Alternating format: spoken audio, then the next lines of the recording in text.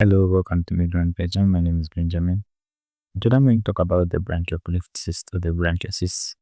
So a branchial cleft cyst is a benign congenital epithelial cyst that is going to come from incomplete obliteration of the branchial apparatus, and it is going to commonly arise when we have issues with the second branchial cleft, or if the second branchial cleft is the one that most of the time has this issue that develops into the branchial cyst. So when we look at the epidemiology, it is the commonest congenital lateral neck cyst, and it is usually diagnosed in late childhood to adult, that's 10 to 40 years.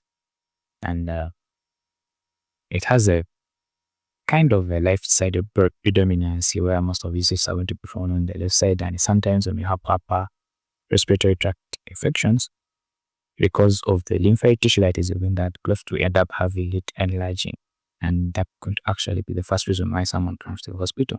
When we look at it, we have the head and the things that go downwards, and around here we have the branchial system. And the branchial system is an interesting system because we have a number of things going on here. We have the branchial arches, and these arches most of the time give rise to muscles, they give rise to things like that. And then we have the branchial cleft. So the clefts are a bit in between. So what happens is that during embryology, these arches develop into various things. For example, the first arch can give you the mandibular or the muscle of mastication, and most of the time it's going to be innervated by the trigeminal nerve. When you look at the second arch, it's innervated by the facial nerve, and it's going to give you the muscles of facial expression. So things like that. There's a lot going on, but getting into the clefts. So during the development, the clefts normally close completely.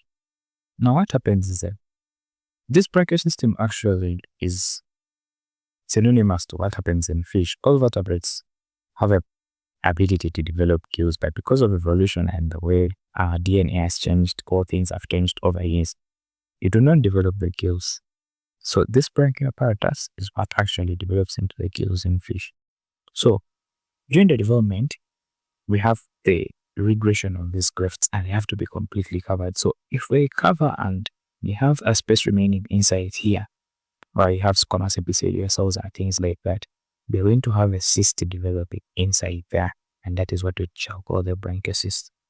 So the branchial apparatus is composed of 6 arches, 5 clefts, and 5 pouches.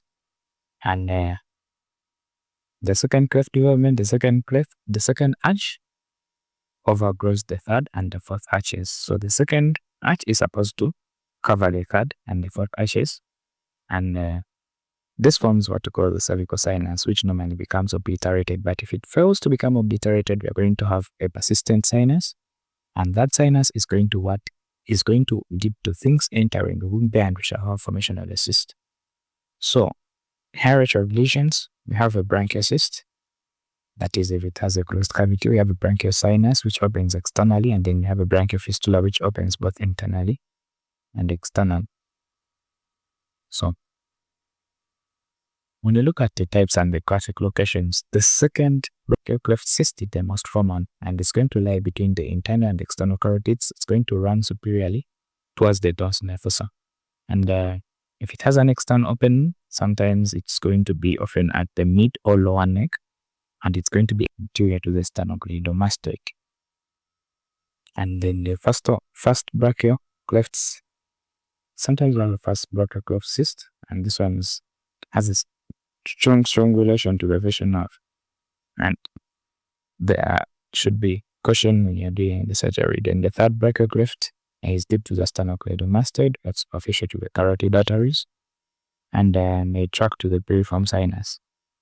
Then the fourth branchial cleft, this one occurs in the low neck, and sometimes it even goes into the mediastinum, and it may involve the lobes of the thyroid, and it may lead to recurrent neck infections. So the clinical features that you shall see symptoms. Most of the time we have a slow growing painless lateral neck mass, and when we have an upper respiratory tract infection, or when we have trauma or another infection, we have sudden painful enlargement. So when you touch it, it's going to be soft, it's going to be fluctuant, well circumscribed mass, and classically it is found at the anterior border of the upper thigh of the sternocleidomastoid, and it is not going to move with swallowing or tongue protrusion, and this is what distinguishes it from the thyroglossal duct cyst. So when something moves with swallowing or tongue protrusion, most of the time it's a thyroglossal cyst, and it's one of the most commonest neck masses. Then we go to the differential diagnosis. It can be lymph node pathology, reactive lymphadenopathy when you have infections. It can be febrile lymphadenitis, it can be a lymphoma, and it can be metastatic node, especially if you have discrete associations. Then other differentials have a thyroglossal duct cyst. We have a cystic hygroma, for which I will make a feature about it. We have the dermoid or epidermoid cyst. We have a thymic cyst, parotid lesions, parotid body tumor, and carotid body tumor is most of the time going to be pulsatile, and it is going to move side to side and node upwards. And I'll also make a video about the carotid body tumor. So investigations, we have ultrasound, and it's going to be the first line of investigation. We shall see a well-defined anechoic or hypoechoic cyst. So cysts most of the time are anechoic, or they are just black on ultrasound. Then there's no internal vascularity because it's just a cyst, it's just fluid filled. CT scan, we also show a pinhole density cyst, and it's going to help us mark its relations to carotids and the pharyngeal mucosa, and also exclude cystic metastasis in adults. And the MRI has a superior soft tissue definition, and the T2 receives hyperintense fluid content. Within the cyst, remember the T2 is the one that shows the fluid as white. And on fine aspiration, most of the time this is what you see, which are fine cholesterol restores, nucleate squamous cells, and then lymphoid background. As I told you, most of the times we have lymphoid tissue in there, and the red flag is if we have an adult cystic mass, most of the time you want to exclude HPV positive cystic metastatic node before calling it a branchial cyst. So when we go to the management in the acute phase, you want to give antibiotics first and treat the infection, because most of the time the first presentation can depend when we have an infection that leads to enlargement. Then aspiration may be needed, and incision and drainage, and the definitive management is going to be complete surgical excision, where once the inflammation has gone down, that is 6 to 8 weeks, and the principles are identify and remove the entire cyst with any sinus or fistula tract. Then avoid violating the cyst wall for first cleft cysts. Here to protect perfection now.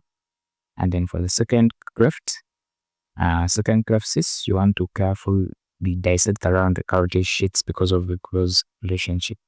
Then the recurrence risks, if you are operating during an infection, most likely you'll get a recurrency, previous incomplete excision, and uncolonized fistula tract. So if you don't see the fistula tract, things will still communicate and there'll be accumulation.